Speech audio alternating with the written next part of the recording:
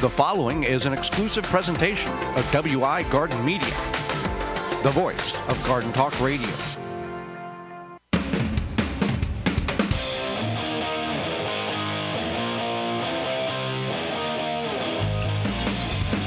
Coming up on the program, it's our final show of Season 9. We're going to talk about buying seeds and starting them, as well as building raised bed garden boxes, and our fun segment, Chatter Spot, as well as some thank yous to dish out. The hour's full, so join us. You are listening to the most informationally packed hour of garden-focused radio in the country and on the internet with your host, husband and wife team Joey and Holly Baird. This is the Gardening with Joey and Holly radio show. And welcome to another edition of the Gardening with Joey and Holly radio show. Happy to have you along. I'm your host, Joey Baird. Beside me is my wife, co-host, best friend, and gardening partner, Holly Baird. This program is for you, about you, to help your garden grow better, to maintain your landscape, grow healthier trees, make your grass look greener, as well as preserving what you grow. Happy you're tuning in, whether you're doing such on one of the 20 AM and FM frequencies broadcasting our program here in 2025 through a radio app, through our parent website, the WisconsinVegetableGardener.com, on the Season 9 tab at the top of the page, podcast replay, or in-studio video replay. Thank you so much for joining us.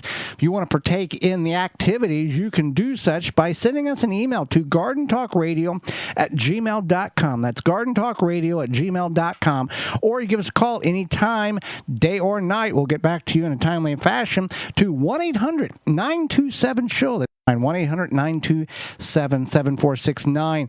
And just so you're aware that those avenues of communication will be available all throughout our off-season now through the first weekend in March when we will return. We'll talk more about that later on in the program. But before we get into all of that, it's time for this week's Joke of the Week. But what do you get when you divide the circumference of a pumpkin by its diameter? Celery? A pumpkin pie. Oh, pumpkin pie. Okay. Pumpkin pie. I thought there was some weird, catchy vegetable something. I was trying to go with like a pumpkin-y, like fall. Oh, now you made us all do math. Joke. Yeah, I guess. Okay. Anyway, this week's garden joke is brought to you by Rescue.com. American-made rescue products keep your family, home, and yard protected from pests such as wasps, hornets, yellow jackets, flies, ants, and more. Learn more at Rescue.com. That's RESCUE.com. Well, we are going to talk about buying seeds and starting seeds. For many of you, you may already will be doing this before our show starts season 10, March, I believe it's March 7th of next year, the first weekend in March. So we're going to get a head start on this. Now, you can get all of your seeds currently, the current year, 2025, at jungseed.com, JUNGCEED.com, and you can use coupon code 15TG25 to save 15% on your order at jungseed.com. That coupon code is 15TG25. 15TG25 to save 15% on your order at jungseed.com. So come the new year, pay attention to our website, thewisconsinvegetablegardener.com, because that coupon code will change, but we still want you to be able to have that availability to get good seeds at a reduced price. So now, obviously, we mentioned junk seeds, but there's nothing wrong with shopping around. Just make sure that you are finding a reputable seed supplier. Sometimes you might search a product online and it takes you to a website that doesn't look the greatest. So it's a shady website. In some ways you can tell the shady website is it might say like 5-star reviews, but there's no reviews. No, they're 5 stars, but they're all like copy pasted and like embedded into the thing. If it looks shady or rare, that type of thing, it is a non-reliable site. Like rainbow roses, right? Purple strawberries, whatever. So neon green watermelons. Not all sites are going to have all available seeds that you want. Jungs may not have everything you want, but it's a good starting point. Places, again, if you're going to buy outside of the jung seed realm, like you said, reputable seed companies. And the best way to tell if they're reputable, if they've got a phone number, you call them up and somebody answers, and no disrespect to other nations, but it's an American talking to you in clean English. Right. So also, I mean, that's just the reality of it, because also, you want to make sure that you are looking at the price. So you might see a pack of seeds for 99 cents, but it's only like 10 seeds. Right. As opposed to maybe you go somewhere else and it's 100 seeds for $3.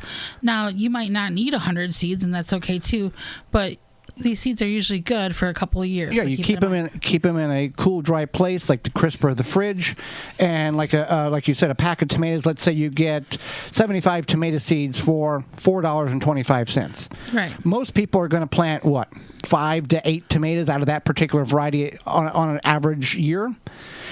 Tomato seeds can stay viable for up to really 9 years if you take care of them. That's a longevity of seeds that you've invested, and in addition to saving the seeds from peppers or tomatoes from your garden. Let's talk about that. Many people might still be saving seeds, so you can do that now. And also, when you start shopping for seeds, if you've already saved seeds, look to see what you have before you start buying seeds, because you could have a whole bunch of seeds and then you buy more seeds and you don't need those seeds. So for example, my dad gave me a whole bunch of poppy seeds. Not that I'm going to buy poppy seeds, but maybe I get a wild hair and I'm looking at seeds and I'm like, oh, I should buy some poppy seeds. I don't need to. Yeah, and early in the season, whenever you get these seed catalogs from all of these companies, you get a little excited, and we all have the tendency of overbuying. Right. And you're all aware that $50 in today's money goes much different length in direction than 4 or 5 years ago in the seed realm itself. And read the planting directions, because you might think, okay, I'm going to try this new thing this year. How hard could it be? I can just start it, whenever, blah, blah, blah. But there's certain seeds that you need to make sure you prep the soil. You started 10 weeks before, all this stuff. So make sure you have a plan, and you have, you know that if you have to start it 10 weeks before, that your seed starting area is going to be ready to go, and you have what you need. Well, the seed starting area, let's talk about seed starting. You want good compost or good potting soil seed starting mix. All of those, we've used all of those. Those are all interchangeable. We've grown in 100% compost. We've grown in potting soil. We've grown in potting mix. The best thing in which you can use it, if you want to simplify it, the most easiest.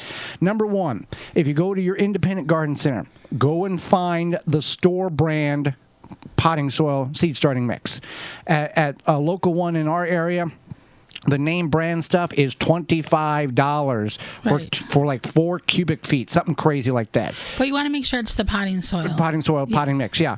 It was like, no, it's 1 cubic. Was it 1 cubic foot? Yeah, so. Because it used to be 2 cubic foot, and now they went down to 1 cubic foot of potting soil.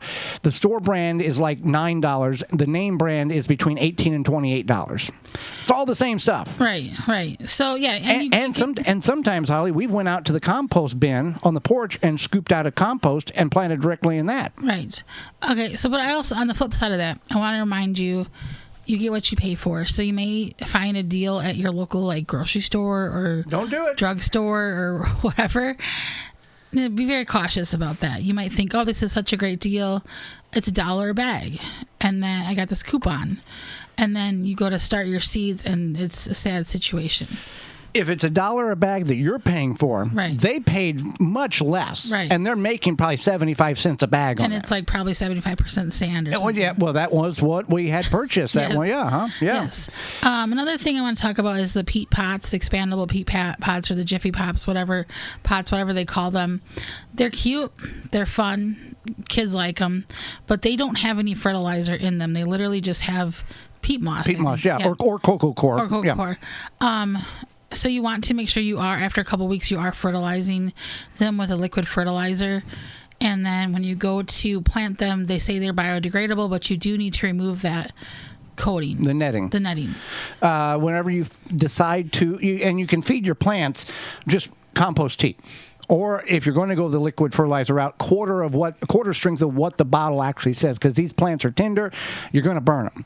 If you just use compost tea, you can't overburn them because it's natural. So there's ways of making good, healthy compost tea in a very simplistic way that you can feed your plants, even your house plants.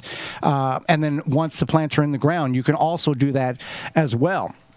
So one thing I want to talk about for sure is where you're putting these seedlings. And you mean your seed starting location and where they're going to live? Or sorry, the seed starts. Where they're going to live in the home before you acclimate them to outdoors. That's what you're referring to. Yes. Okay. So you may have a situation where you have a corner of your house dedicated to this, or some random areas by a window. You don't necessarily need a grow light. We started seeds for, I don't know, a handful of years. At least 10. Without a grow light. And grow lights are nice. They're helpful, etc. They make a difference. But if you have like a south-facing window or even a western-facing window, you can start seeds just fine in that area. You would need to rotate the seed trays so that you're not getting the legginess, which is when the seeds grow really tall and thin and spindly. Another thing to keep in mind is your ambient temperature. You will have problems like dampening off, or even the seeds not starting germinating because if it's too cold. So you want to make sure you're about 68 degrees or above in the ambient temperature. If you do not have that availability, if you're in an unclimatized greenhouse, cold basement with the grow lights, this is when you're going to need a seed starting mat, not a heat mat that you would put on your sore shoulder, because those you can't regulate the temperature and they shut off after a certain amount of time. Seed starting mats, they have a thermostat and a timer, and you can do everything precisely so you can do it correctly and get the seeds to germinate. Right. So you want to keep this in mind, is that the seeds need hospitable conditions, I guess, if you want to say that. And that's very important.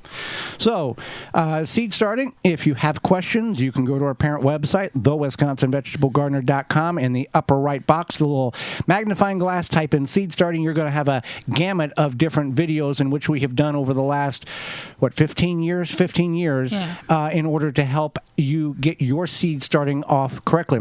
And a side note, you don't have to seed start. You can buy your starts, or you can plant them directly in the ground. And we've talked about that, and we'll cover that more in future episodes. Absolutely. We're brought to you today by Walton's. We know you care about where your food comes from, canning, preserving, etc. At Walton's, they have everything to make seasoning supplies, to make sausage, jerky, and any other meat product your way to your high standards. They also have meat grinders, mixers, sausage stuffers, and more, and all the seasonings. You can go to waltonsinc.com and you can use code GROW50 to save 10% off your orders of $50 or more. That's waltonsinc.com. Walton's everything but the meat. When we return, we're going to talk about raised bed gardening, building raised beds. You're tuned in to the Gardening with Joey and Holly radio show. Have a garden question? Give Joey and Holly a call now or anytime 24/7. Just dial 1-800-927-SHOW. If you can't get through, leave a message and they will call you back. Call now, 1-800-927-SHOW. Azure Standard is America's premier family-owned online store for organic foods and healthy products for your home and garden. They deliver directly to families and commercial customers through over 3,500 drop points across all 50 states. Azure Standards strives to make grocery shopping easy, bringing all your needs to one convenient pickup location. As a trusted national health food distributor, Azure Standard offers bulk and specialty health foods to communities nationwide. With over 12,000 products, each one is approved and carefully sampled to ensure the highest quality. Azure Standard holds firm to non-GMO, organic, and natural standards. From food and beauty products to household items, nutritional supplements, animal care, hobby supplies, and even garden essentials, Azure Standard truly has everything for your daily living. Visit azurestandard.com. That's AZURE standard.com. Use promo code Joey and Holly 15 at checkout to get 15% off for new customers who open an account for the first time and place a minimum order of $100 or more, shipped to a drop location of your choice. That's code Joey and Holly 15 at azurestandard.com.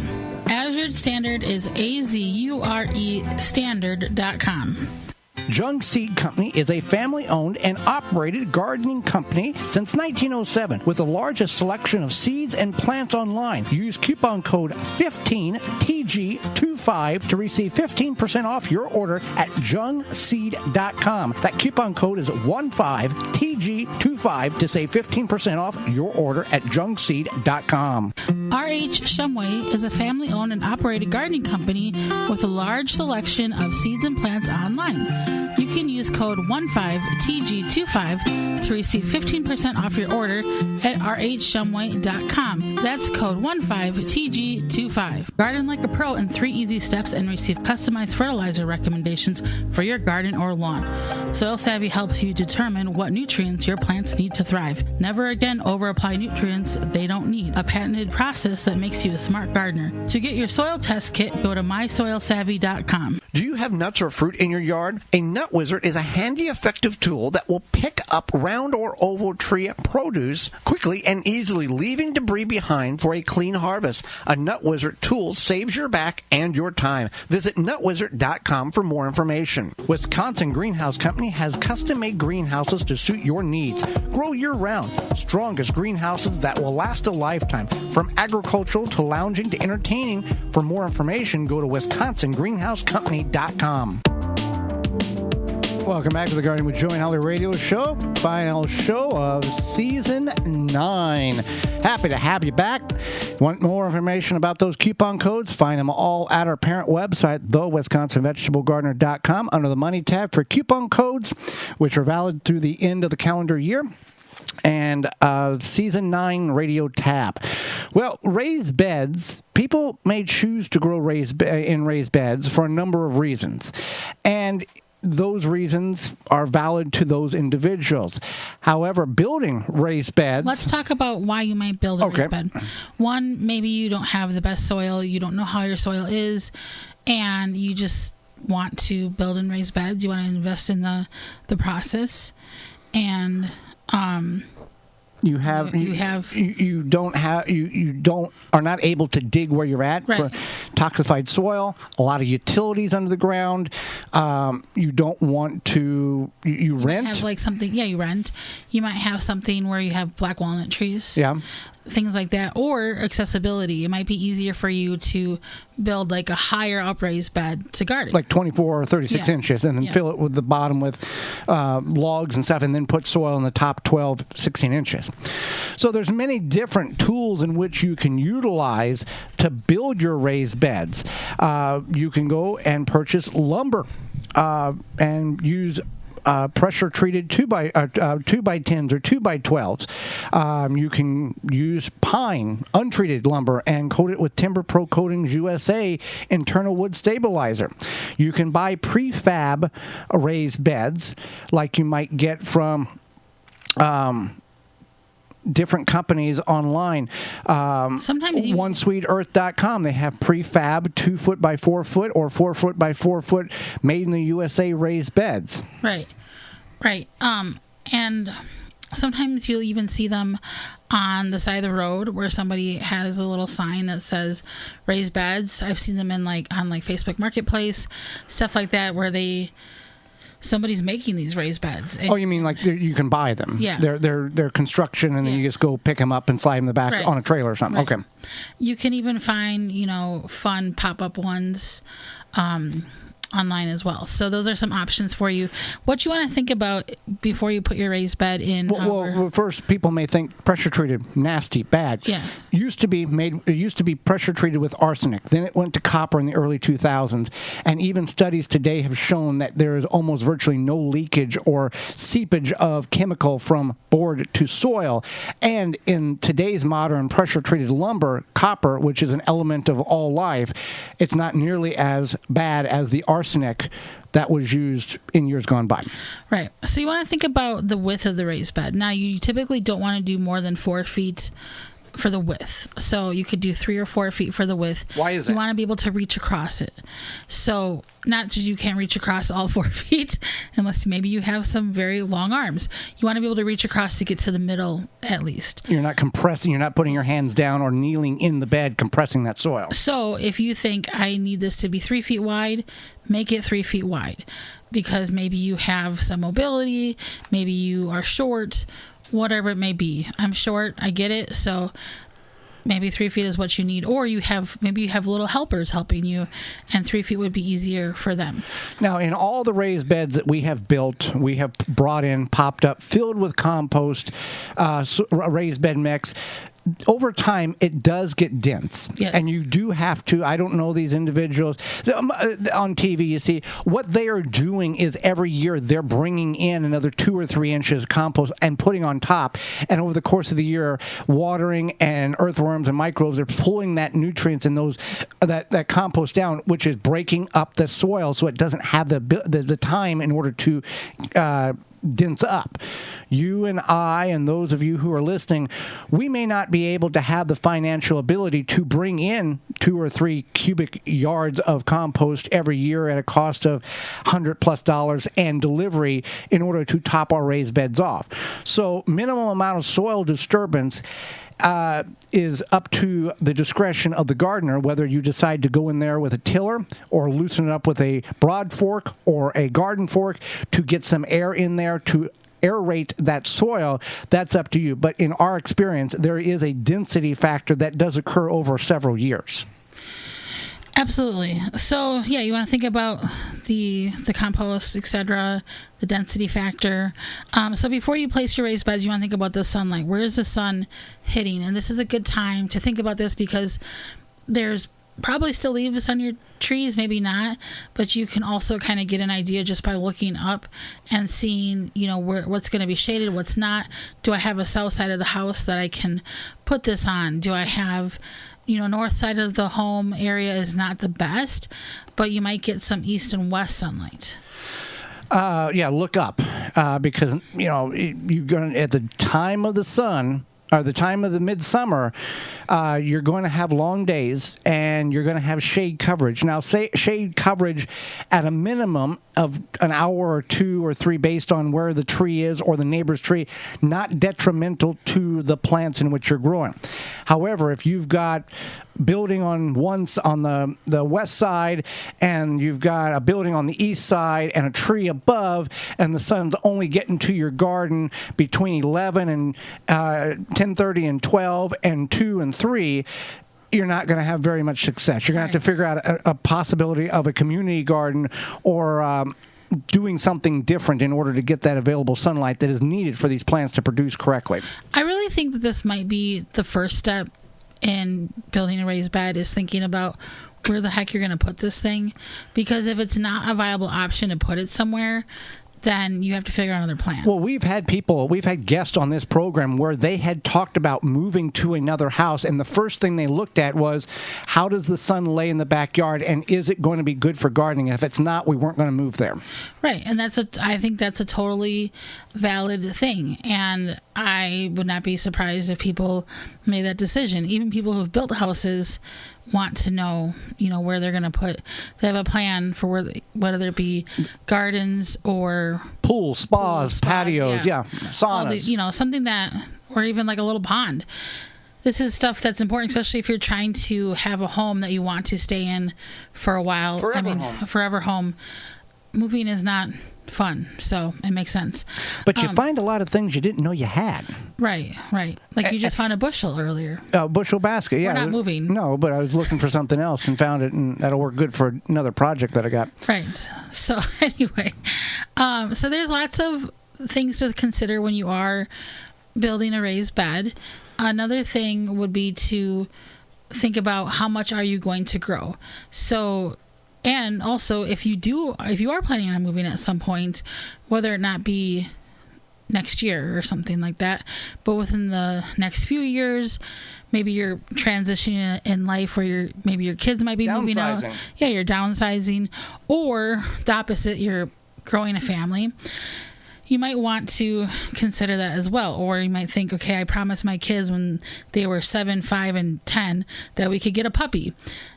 Not that the puppy is necessarily going to dig in the raised beds, but you don't know. It will. So, like, just stuff like that, that there could be some sort of life change, adjustment, what have you, and to keep that in mind. The good thing about building raised beds and having them is if you have, a couple of years where you're not as prolifically gardening, they're still going to be there. Right. And with the raised beds, with all of this here, it's an investment. You're going to invest in either prefab raised beds, boards that you're going to bring in and build your own raised beds, irrigation system, because if you're going to do this, let's do it right the first time. That old adage, buy once, cry once, and have it forever. Yeah. An irrigation system. If you're going to do a raised bed, drip irrigation, you got to put that in. That's one goes with the other. There's no sense of trying to grow plants in a nice, fluffy soil raised bed if you're not even going to, if you don't have a consistent water to it. Right, and the irrigation is very, very important, and I agree. It's something that makes a huge difference when it comes to watering your plants. Another thing to keep in mind is mulch. You want to make sure that you are able to mulch, and right now you want to collect as many leaves as you can because that's free mulch, free compost, etc. So that's something that if you currently have raised beds, you want to make sure you are putting that, or anywhere on your garden, do that as well. If you are, maybe you're new to gardening and you don't want to commit to a whole raised bed situation, you can grow in containers, 5-gallon buckets, straw bale method. There's options to get a feel for that before you... Even a 4x4 area in the backyard, take us and spade it up. Right. So there's that as well. Or the opposite, if you're like, I think I want raised beds, but this sounds like a commitment. Maybe I'm going to get a soil test instead and see if I can grow my soil. Soil test from mysoilsavvy.com. You purchase the item, it's sent to your residence, you follow the instructions, you send it back to their lab, and they will email you 16 points of analyzation of what's good, what's bad, how to fix it, what to stop doing, what to do in order to get your soil. Because you can look at soil. You can look at plants growing in soil and go, something is off. That plant should be much greener than what it is. Or that plant is purple, and that plant should not be. There's issues with it. Now, you can't determine, okay, that pH is XXX or whatever it is. It's 8.9 or whatever. You don't know all that. You don't know how much nitrogen's in the soil or lack thereof, or phosphorus, potassium, magnesium, sulfate. Also, you don't know. There's these things where it's like, take a cup of soil and add a tablespoon of vinegar, and if it bubbles up, it means your soil is acidic or whatever. There may be truth to that. Yes, but if we're going to do it, let's do it right. Let's do it once. It's like buying tools for the garden. Yes, you can go to the dollar store and buy an El Cheapo that will make you about 2 weeks in the garden. You got to buy again, or you can go buy a $80 or $90 top of the line hand forged tool that will never break, and you can use it for home defense, and you never have to worry about it. It'll pass down. It's like cast iron skillets. They'll never never break. It's what do you want to do? Add up the time and money in which you fight with the cheap stuff, and in 4 or 5 years you could have bought the really nice thing and been money ahead and been done with it. Well, absolutely, and there's a lot of truth to that for a lot of outside garden stuff, non-garden stuff, non-garden stuff, etc. One thing I think to keep in mind also is, I know it's important to keep in mind, is how much space between the raised beds. So if you maybe use a riding lawnmower. Yeah, minimum 3 feet. Preferably 4. Yeah, 4. But maybe you use a riding lawnmower and you know that you have to be able to get around that. You don't want to have to buy another lawnmower. Well, and that's the thing. Because of the raised bed. With the gardens at your mom's house, that was something that, the width from bed to bed, we had that figured out. What we didn't figure out and what we failed to do, which it is able to work, is the distance from the property line to the edge of the bed. Yeah. It is just marginally enough to get that lawnmower, that push lawnmower between the property line. We didn't think about, we need X amount more inches on this side so we can get turned into between the beds in order to cut the grass. That arching, that turning, that pushing that lawnmower so you don't have to lift it up, turn it off, lift it up, and get it in between the beds. That's a pain. Right. So these are very important things to think about, and just how it's going to fit into what you already have. You don't want to have to buy something new or trade or something like that, because that's obviously very frustrating. Don't create more problems for yourself when you're trying to find a solution for yourself.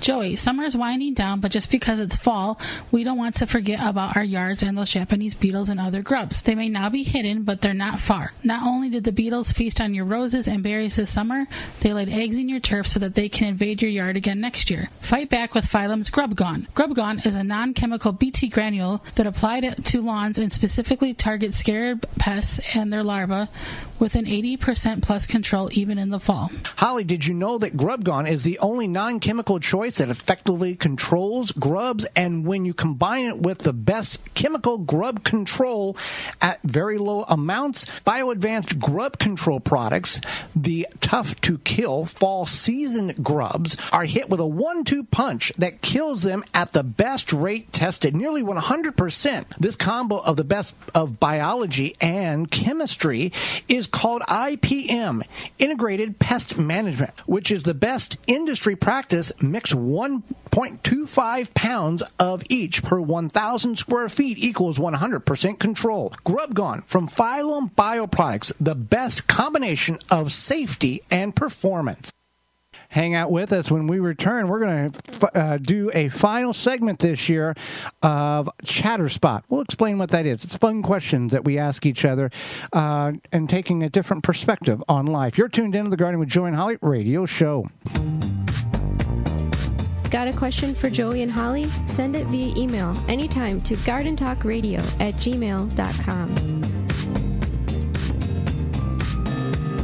4-Jar Canning Supply, your one-stop shop for all your canning needs, where old ways meet new in every jar.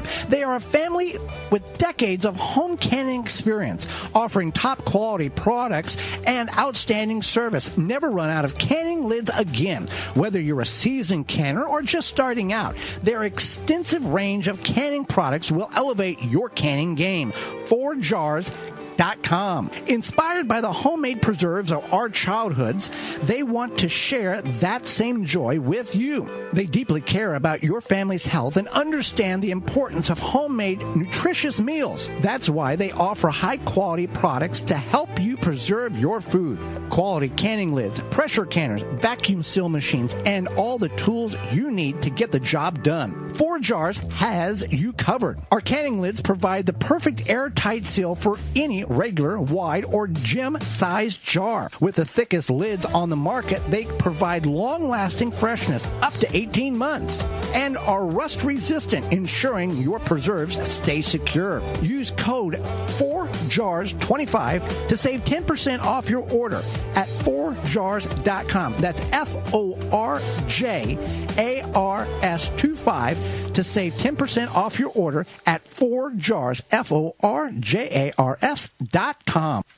Check out ivorganics.com. It's America's leading garden product YouTube channel. IV Organic products are innovative, organic, effective, and proudly USA made to help you achieve your best growing season. Use coupon code RADIO10 at checkout and save 10% on your entire order at ivorganics.com. That coupon code again is RADIO10 to save 10% on your order at ivorganics.com.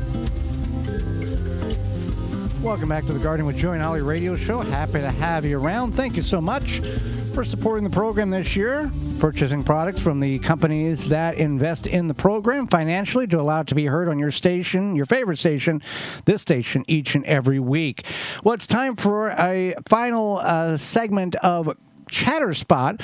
Often we started this a couple of weeks ago when we had some vacancies in our third segment guest deal, or when we didn't have a third segment guest. So these are just fun little questions that compel us to think and, in some instances, appreciate life in a different manner. So I'll start with this one, Holly, and if you've got any, I don't know if you are contributing to any questions that you have thought of, but smells you do not like in everyday life. Well, for me, I have some nasal allergies and sensitivities. So there's smells that I just don't like, and then there's ones that trigger sneezing and headaches and things like that. But I don't like car exhaust, especially when it's like very carbon heavy. You know, like the stinky car. Yeah. I don't like that. That bothers me. People who are very heavily perfumed and they don't have. Do people do that purposely space because they don't want to shower, or they think that is really a really pleasant smell, and they're like, "Oh, I want everybody to smell how good I smell." I don't know, but I know that like I've seen people, you know, online influencers or whatever you call it, and they're showing these "get ready with me" videos, and they're spraying themselves 7 times with perfume. Why? Why do we need to spray ourselves 7 times with perfume? I don't know. It's a lot. So anyway, those are probably my 2 worst ones.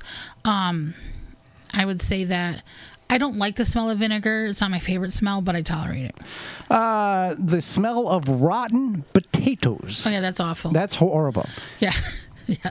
If you are a farmer or have been on a farm, the smell of rotten soybeans is a horrendous smell.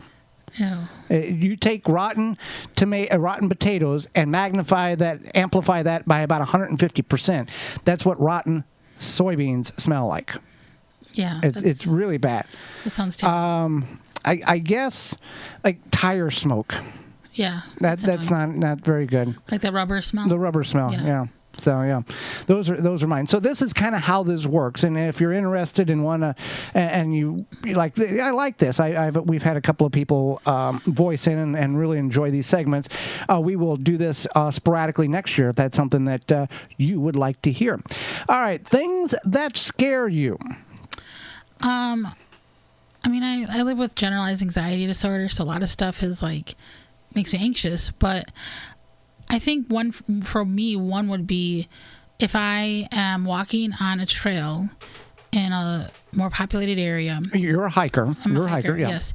And I usually stick to trails that are, you know, groomed and well maintained and, you know, as safe as can be. But it would be coming across somebody who has a dog, and their dog, they're like, oh, he's friendly, and then the dog comes up to me and bites me. I do carry pepper spray when I go on these walks, so I would not.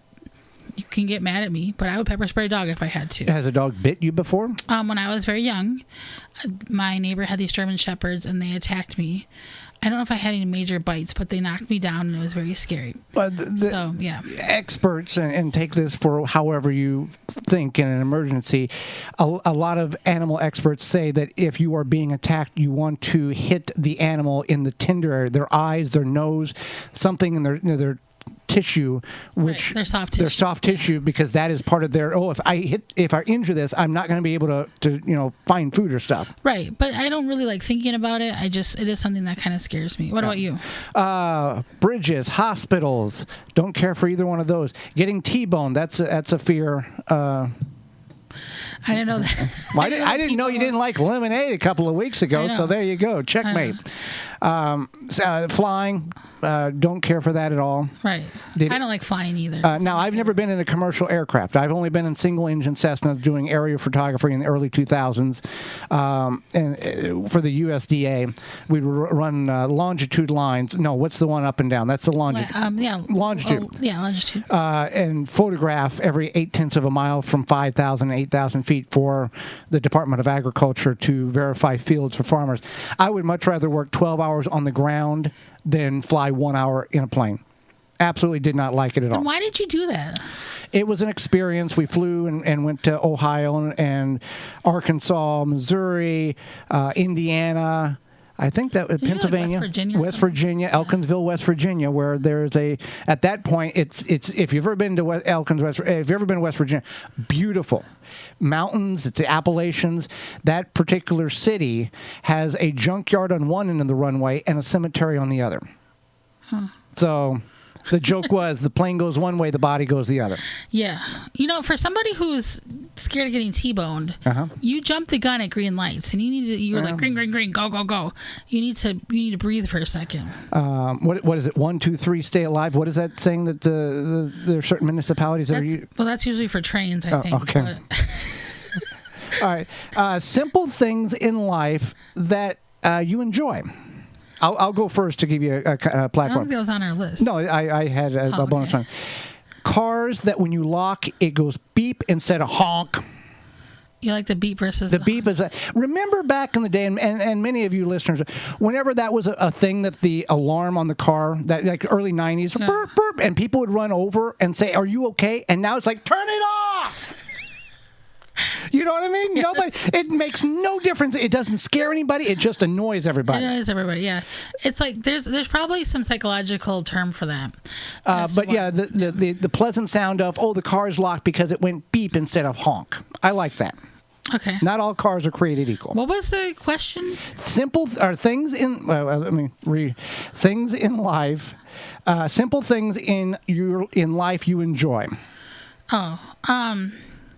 For me, it's a nice ice cold water. No lemonade, because you don't like lemonade. I don't like lemonade, no. But I like ice in my waters. Joey knows I love ice. An ice production manufacturing system in the house. It's ice machine running all the time. I like cold water. I don't want it to give me brain freeze, but I like it nice and cool. And that's something that's simple I enjoy.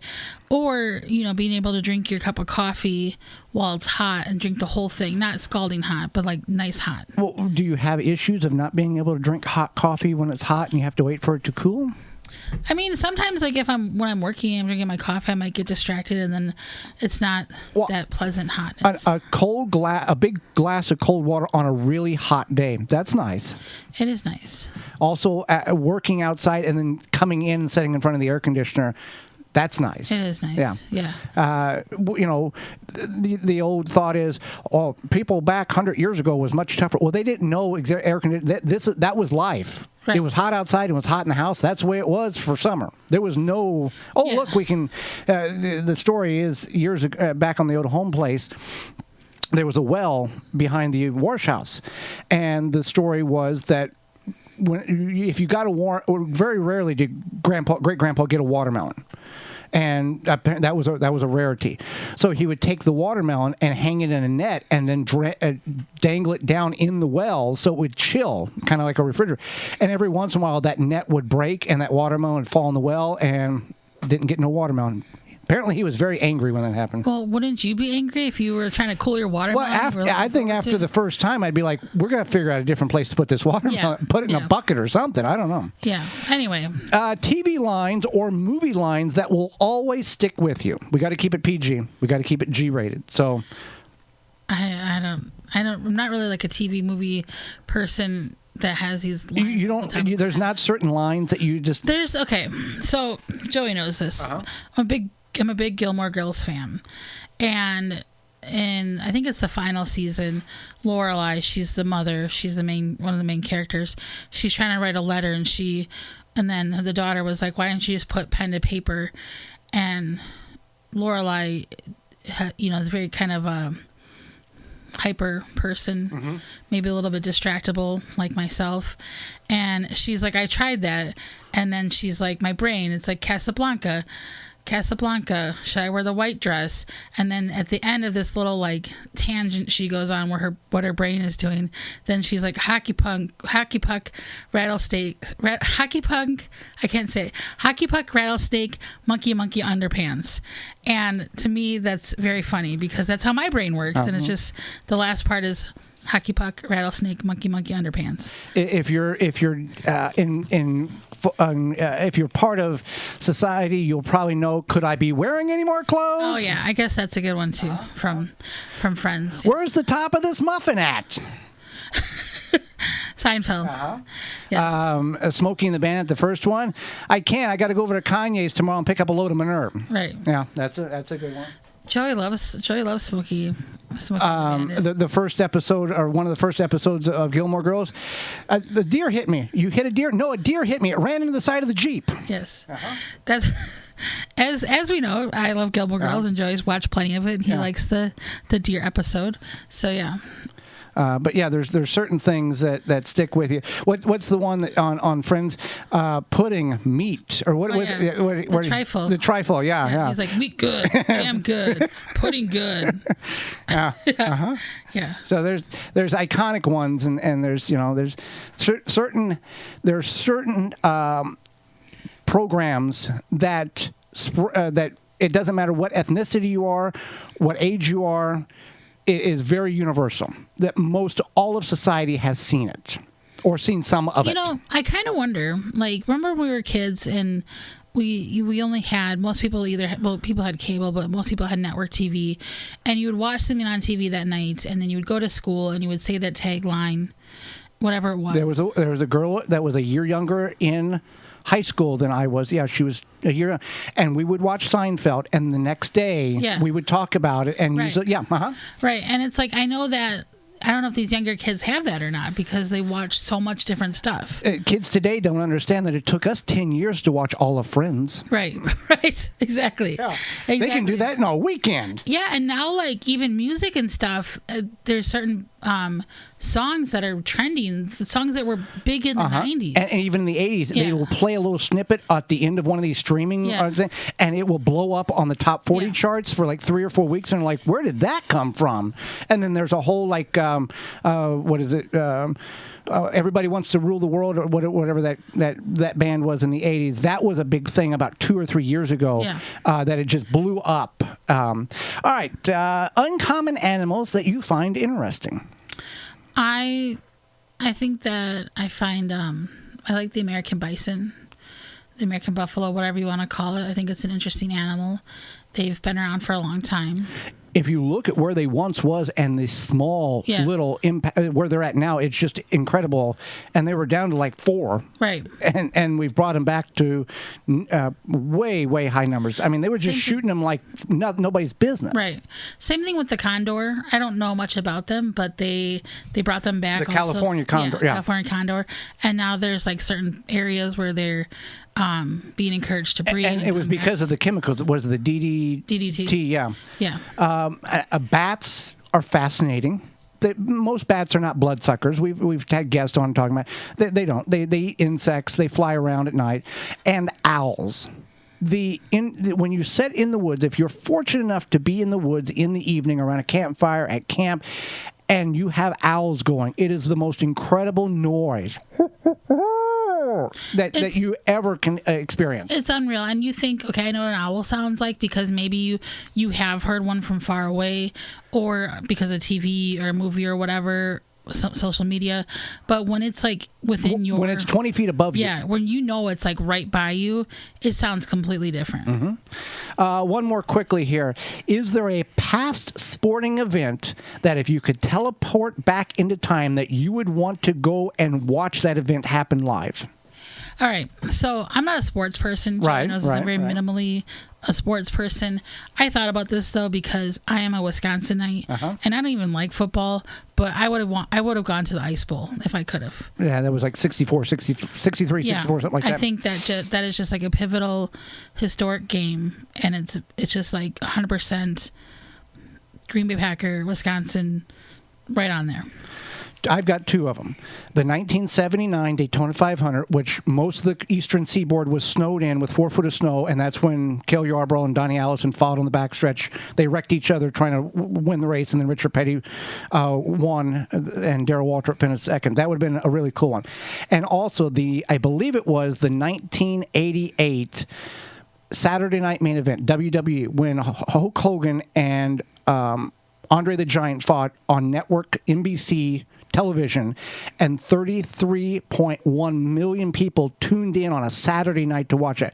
That was figured 1 out of every 3 homes, if you were driving down the road on that Saturday night, had that wrestling match turned on and watching. That's crazy.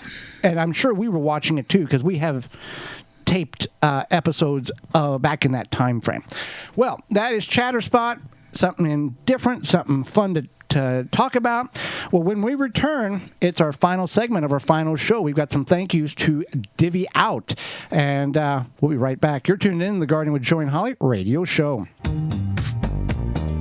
Got a question for Joey and Holly? Send it via email anytime to gardentalkradio@gmail.com.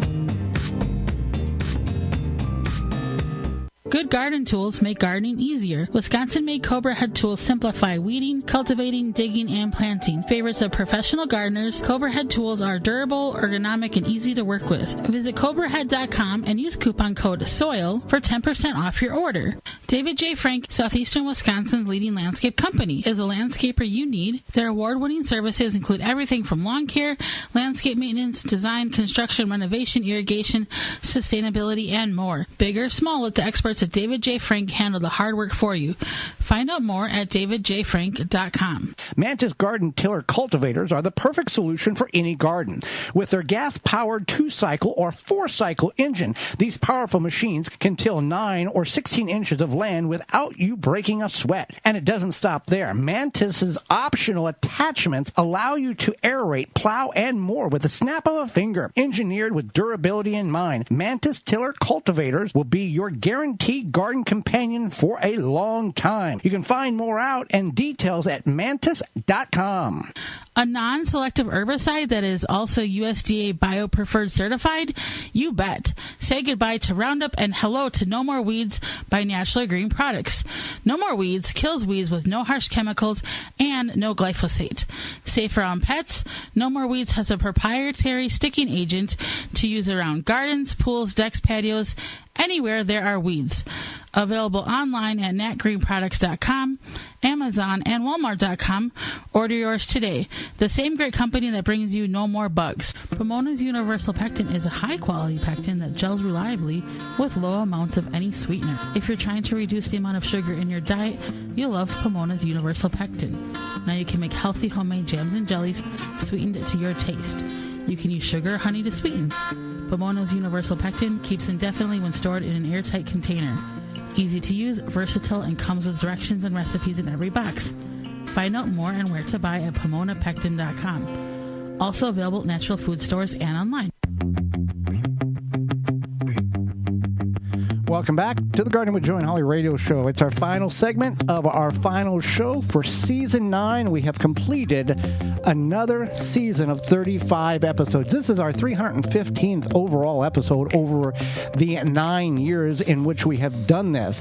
And that little intro, that's a little Easter egg for those who have participated in this final episode many years. It goes back all the way to 2020.